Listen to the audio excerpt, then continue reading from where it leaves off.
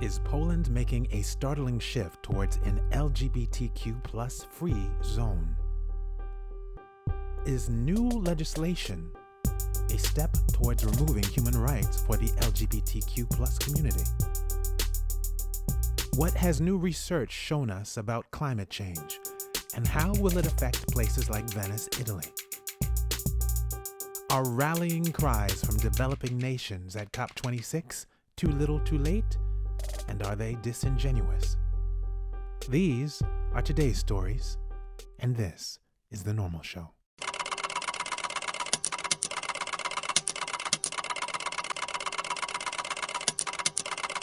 Buongiorno, sono Marco Micheli. Può uno Stato membro mettere in discussione i principi fondamentali dell'Unione e nel contempo richiederne i finanziamenti? Questa sembra essere la domanda a cui hanno cercato di rispondere recentemente le istituzioni europee. Questo è The Normal Show. Europe still has a long way to go before real equality is achieved. Qualche settimana fa, il Parlamento europeo ha dichiarato l'intera Unione Europea una zona di libertà per le persone LGBTQ. We acknowledge the initiative to declare the EU as an LGBTIQ freedom zone. La risoluzione è simbolica, ma è una risposta alle autorità locali della Polonia, dove negli ultimi anni circa 100 comuni, comprese 5 regioni, un terzo del paese, hanno creato delle zone libere dall'ideologia LGBT, al fine di vietarne le marce per l'uguaglianza. Un rapporto del dicembre 2020 del Commissario per i diritti umani del Consiglio d'Europa ha infatti affermato che, lungi dall'essere solo parole sulla carta, queste dichiarazioni hanno un impatto diretto sulla vita delle persone in Polonia. Molte istituzioni sono sempre più riluttanti a essere associate ad attività relative ai diritti umani delle persone LGBT per paura di rappresaglie o perdita di fondi. Alcuni media polacchi che hanno parlato di questi documenti sono stati presi di mira da azioni legali. Inoltre, ad alcuni cittadini LGBT sono stati rifiutati servizi da parte di imprese locali. Sempre secondo il rapporto del Consiglio d'Europa, in Polonia i crimini d'odio denunciati contro le persone LGBT sono più che raddoppiati nel 2019 e, secondo un sondaggio dell'UE del 2020, solo il 16% delle persone LGBTQ in Polonia ha denunciato alla polizia l'ultimo attacco omofobico subito. Da luglio 2020 l'Unione Europea ha negato i propri finanziamenti ai comuni che hanno adottato dichiarazione LGBT Zone Free. Nel suo discorso sullo Stato dell'Unione Europea del settembre 2020, Ursula von der Leyen ha dichiarato che le cosiddette zone libere dall'ideologia LGBT sono zone libere dall'umanità e non hanno posto nella nostra Unione, ha aggiunto. Dopo anni di liberalismo e di accresciuta integrazione europea, nel 2015 il Partito Nazionale Populista Legge e Giustizia, PiS, ha vinto la maggioranza assoluta dei seggi parlamentari e ha trasformato la politica polacca e lo Stato polacco, intaccandone le istituzioni democratiche del paese. Freedom House ha recentemente classificato la Polonia come una democrazia in transito verso una forma moderata di autoritarismo. Recentemente la Commissione europea ha avviato una procedura di infrazione nei confronti della Polonia perché la riforma della giustizia voluta dal governo del PiS viola il diritto dell'Unione.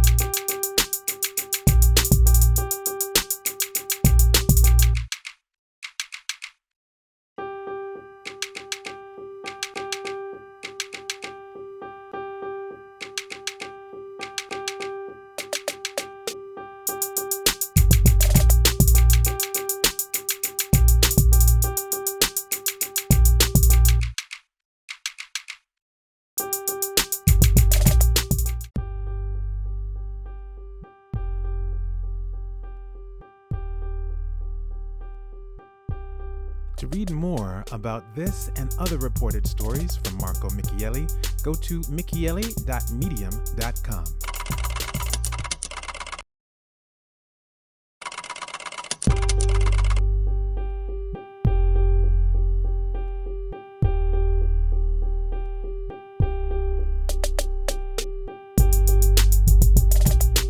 Be sure to subscribe on YouTube and on Spotify to get all of the latest from The Normal Show. Inviateci le vostre storie a hello@thenormalshow.tv.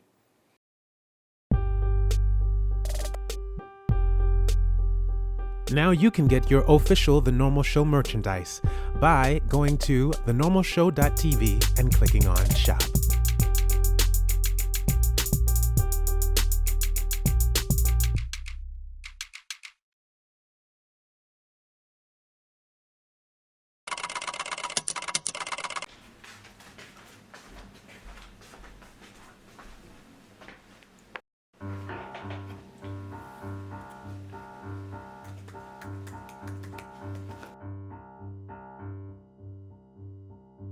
You and your colleagues in your research indicated that at present, the relative sea level rise, the occurrence of extreme water heights, and the prediction of extreme water heights and floods pose a number of critical challenges for the city of Venice. In particular, you say that the prediction of these events is quite problematic for the future of Venice. Can you explain the research you have conducted? Okay. Well, first of all, this special issue stems from a meeting that I had with a few colleagues at the European Geosciences Union, which is possibly the most important international congress held in Europe. And we agreed about the fact that a lot of literature, scientific literature, exists concerning Venice and the problem of acqua alta, or the flooding of Venice, that occasionally affects the city. But it was quite since some time that there hasn't been any attempt to put all the conclusions that have been achieved in the course of the past couple of decades or so together in a critical assessment. Okay, so the idea was quickly elaborated in a paper initially, and thereafter we realized there was material for more than one paper, and we put different articles together in a special issue, which is published now in Natural Hazards and then System Sciences.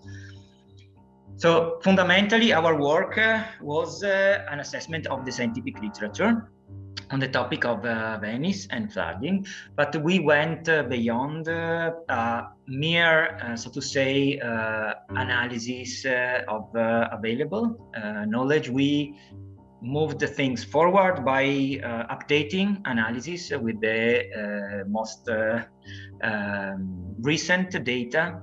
We also provided new estimates of fundamental quantities, for example, sea level rise in Venice in terms of relative sea level and sea level rise that is not linked to subsidence, so to the vertical movement of ground. We also made projections specifically elaborated for Venice. This is something that is not completely new. There are some estimates for Venice available in the literature, but we really built a case for Venice. We didn't put Venice in the context of some more broad investigation. We really did focus on Venice, looking also at the local contributions, especially for what concerns subsidence.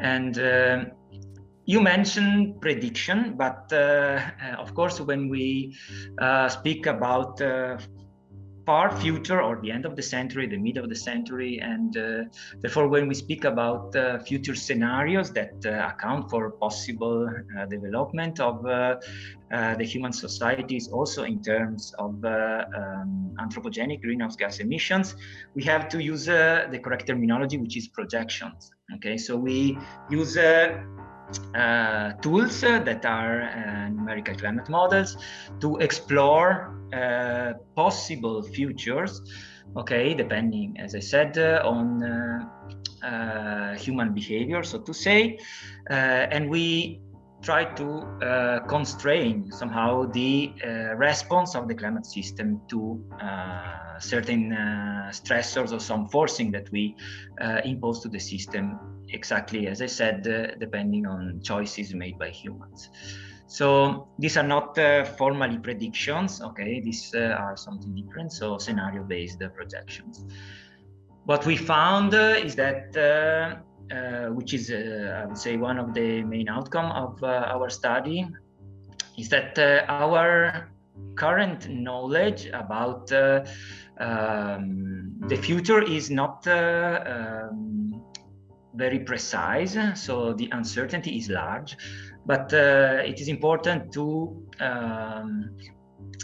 separate the sources of uncertainties, and in this sense, our work demonstrates that we have a more or less comparable uncertainty that is linked to human behavior, so the emission scenarios, and and the uncertainty that is inherent in the tools that we use to make such projections, so the so-called model uncertainty. So if we look at the end of the century, we overall have a very, very large spread among the possible or the projected outcomes concerning relative sea level rise in Venice. Something in between, I would say, a very modest increase of about 10 centimeters up to 120 and exceeding centimeter of sea level rise in Venice, excluding worst case scenarios where some strong melting of ice sheets in Greenland and Antarctica, of course, which pushes the upper limit. So in plausible yet unlikely scenario of sea level rise of about 180 centimeters at the end of the century. And this is easily, I'll say, one can envisage the potential consequences for Venice in the case of the sea level rise that is of several tens of centimeters. So it will disrupt the daily way of life in Venice, and also with potential implications for the ecosystem, so the lagoon that surrounds Venice. That said, we have more. Because actually I think were able to make some strong statements, or I'll say to settle some issues. So an important thing that I think is coming out of our assessment is establishing a clear connection between sea level change in Venice and sea level change in the mid-latitude eastern North Atlantic. So just to put a reference in geographic terms, if we want to understand how sea level rise will progress in Venice, we have to look at the Atlantic area outside the Strait of Gibraltar. This is an important statement that we made because I would say the implications are twofold. The first one is that despite the rate of historical rate of sea level rise in Venice is comparable with the global mean sea level rise, the two are or stem from different processes. So if we make a connection between global mean sea level and Venice sea level rise, based on historical data, and we then use the projection of global mean sea level to the future, we might get misleading results because the similarity is just apparent, but the driving processes are different. We have to look at the specificities of the North Atlantic, a basin that is unique because of its closeness to the Greenland ice sheets, but also because it holds an active thermoline circulation. And therefore, I think our contribution is to establishing this fact and providing projections for Venice that would otherwise also hold for the Mediterranean Sea or the coastal region around the Mediterranean Sea as a bulk, I would say. Of course, excluding the local contribution of subsidence. Based on this reference that we have defined, which is the Mid-Latitude Eastern North Atlantic.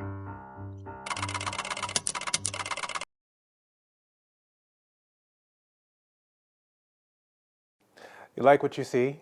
Well, be sure to like and subscribe so you can always be kept abreast of everything that we've got going on here at The Normal Show. And be sure to join us at thenormalshow.tv.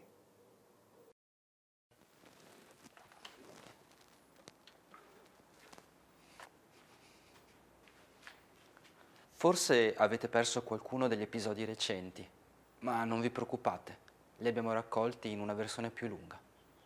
Questo è The Normal Show. Inviateci le vostre storie a hello@thenormalshow.tv.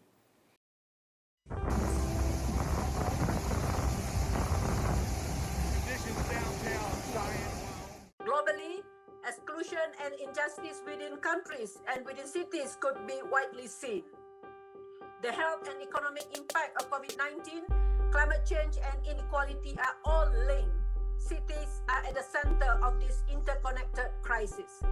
As we begin to see a pathway out of the pandemic, we are also seeing a new consensus on the urgency of climate action emerging, driven by national governments, private sectors companies, international financial institutions, civil society, and indeed, cities and local government.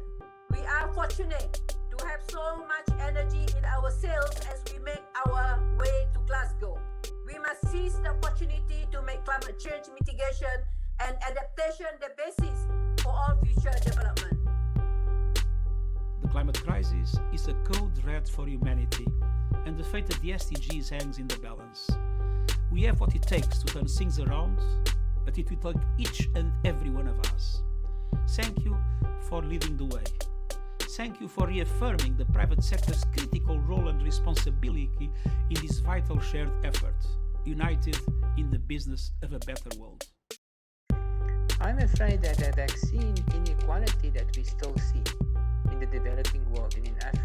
Now, I think the latest statistic is still less than 5% of Africans fully vaccinated. I'm very concerned that that inequality will also remain working across the developing world when it comes to financing adaptation and financing the transition towards renewables. Isn't there a very realistic chance that once again the developed world will look after itself first, also in terms of adaptation investments, and that these investments will not reach the developing world in time for these transformative changes we have to make, given the climate change impacts we are already committed to? That's unfortunately where I have to agree with your point, Bernard. In terms of mitigation and transition, overall, I remain very positive towards them.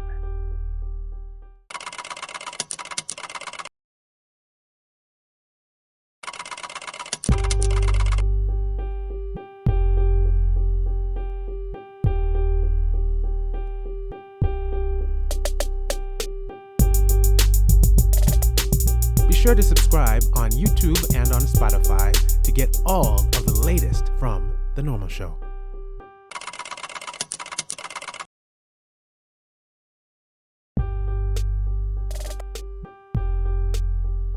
Now you can get your official The Normal Show merchandise by going to thenormalshow.tv and clicking on Shop.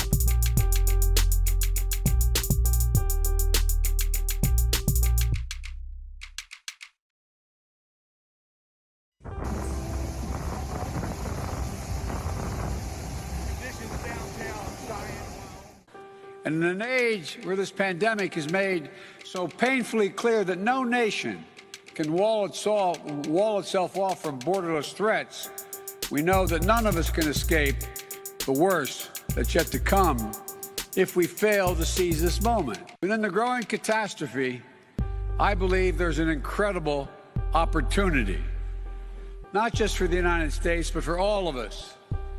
We're standing at an inflection point in world history. We have the ability to invest in ourselves and build an equitable, clean energy future, and in the process, create millions of good-paying jobs and opportunities around the world. Cleaner air for our children, more bountiful oceans, healthier forests and ecosystems for our planet. We can create an environment that raises the standard of living around the world. And this is a moral imperative, but it's also an economic imperative. If we fuel greater growth, new jobs, better opportunities for all our people, and as we see current volatility in energy prices, rather than cast it as a reason to back off our clean energy goals, we must view it as a call to action. High energy prices only reinforce the urgent need to diversify sources, double down on clean energy development, and adapt promising new clean energy technologies so we can not only we don't remain overly reliant on one source of power to power our economies and our communities.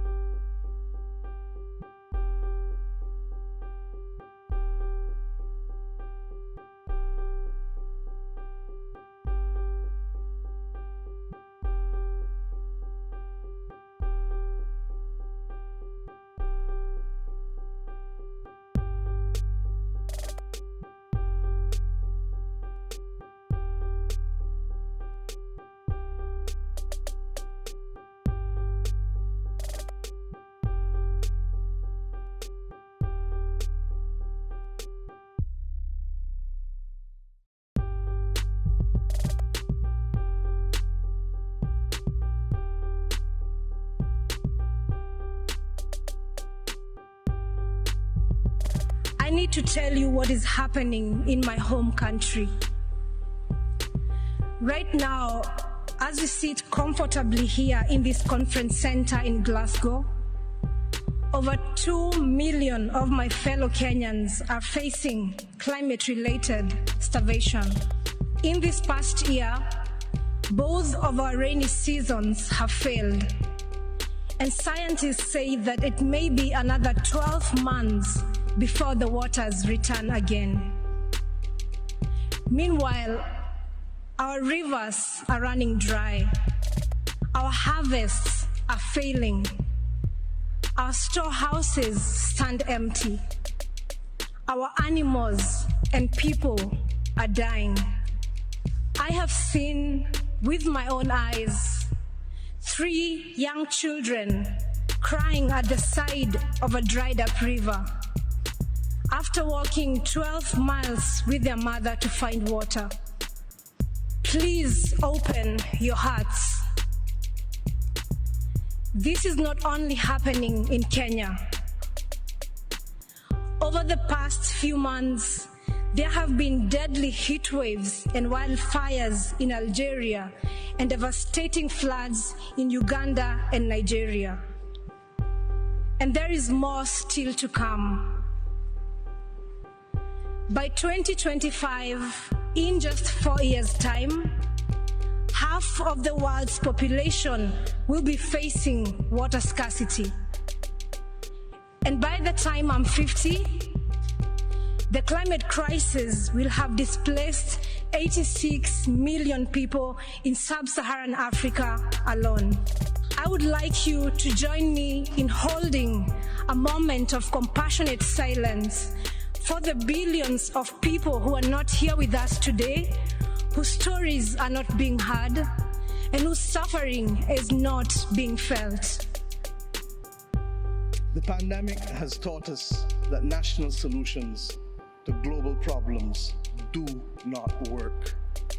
We come to Glasgow with global ambition to save our people and to save our planet. But we now find three gaps: on mitigation, climate pledges or NDCs. Without more, we will leave the world on a pathway to 2.7 degrees, and with more, we are still likely to get to 2 degrees. These commitments, made by some, are based on technologies yet to be developed, and this is at best reckless and at worst dangerous.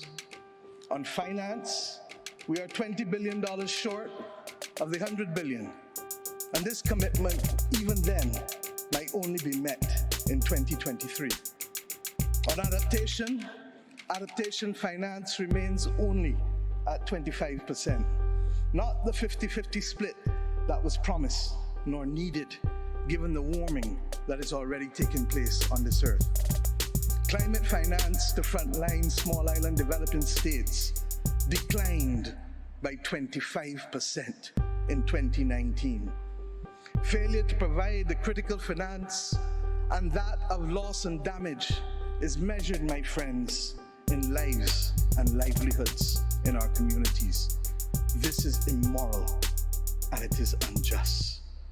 If Glasgow is to deliver on the promises of Paris, it must close these three gaps. So I ask to you, what must we say to our people living on the front line in the Caribbean, in Africa, in Latin America, in the Pacific, when both ambition and regrettably some of the needed faces at Glasgow are not present? What excuse should we give for the failure? In the words of that Caribbean icon Eddie Grant, will they mourn us on the front line? When will we, as world leaders across the world, address the pressing issues that are truly causing our people angst and worry, whether it is climate or whether it is vaccines? Simply put, when will leaders lead? Our people are watching, and our people are taking note. And are we really going to leave Scotland without the resolve and the ambition that is sorely needed to save lives and to save our planet? How many more voices and how many more pictures of people must we see on these screens without being able to move? Or are we so blinded and hardened that we can no longer appreciate the cries of humanity? I have been saying to Barbadians for many years that many hands make light work. Today, we need the correct mix of voices, ambition, and action. Do some leaders in this world believe that they can survive and thrive on their own? Have they not learned from the pandemic? Can there be peace and prosperity if 1/3 of the world literally prospers and the other 2/3 of the world live under siege and face calamitous threats to our well-being? What the world needs now, my friends, is that which is within the ambit of less than 200 persons who are willing and prepared to lead. Leaders must not fail those who elect them to lead. And I say to you, there is a sword that can cut down this Gordian knot, and it has been wielded before. The central banks of the wealthiest countries engaged in $25 trillion of quantitative easing in the last 13 years. 25 trillion. Of that, 9 trillion was in the last 18 months to fight the pandemic. Had we used that 25 trillion to purchase bonds, to finance the energy transition, or the transition of how we eat, or how we move ourselves in transport, we would now today be reaching that 1.5 degrees limit that is so vital to us.